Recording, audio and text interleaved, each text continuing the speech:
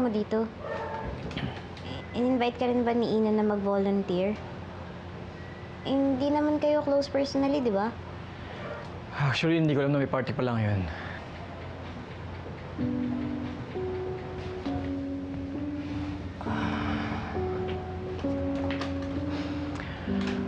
Nung kasing nabubuhay pa yung sister ko, nandito ako every weekend para mag-volunteer sa foundation.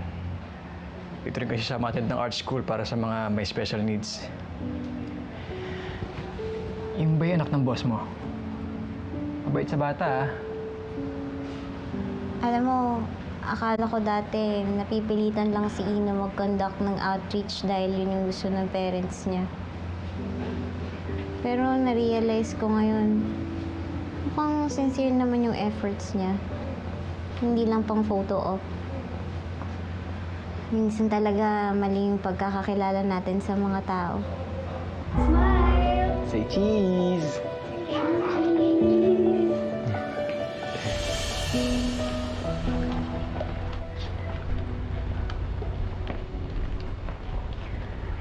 You go ahead and rest now.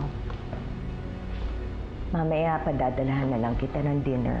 If you need anything, just let us know, okay?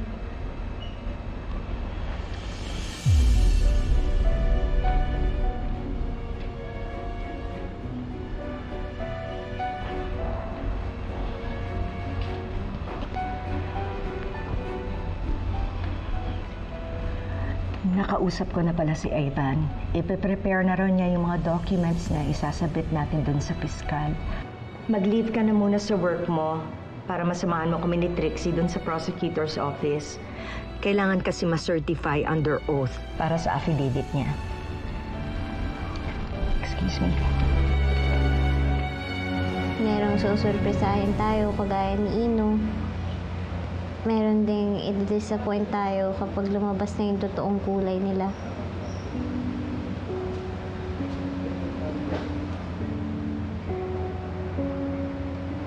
Siya pa rin may pinag-uusapan natin.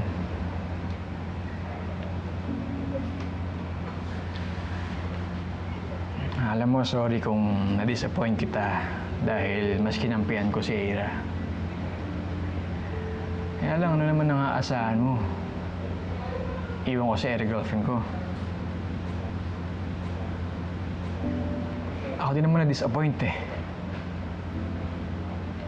Dahil hindi ko akalain na kaya mo magbintang sa isang inosenteng tao. Naniniwala ka ba talaga na magagawa ko yun?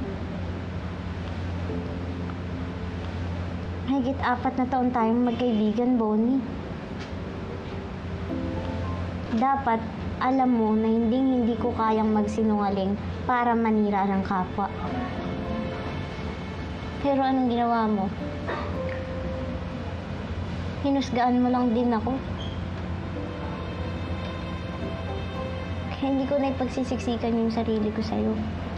Kung sa tingin mo masama ako,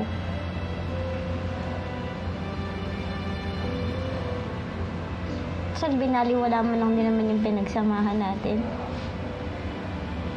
Kakalimutan ko na lang din na naging magkaibigan tayo.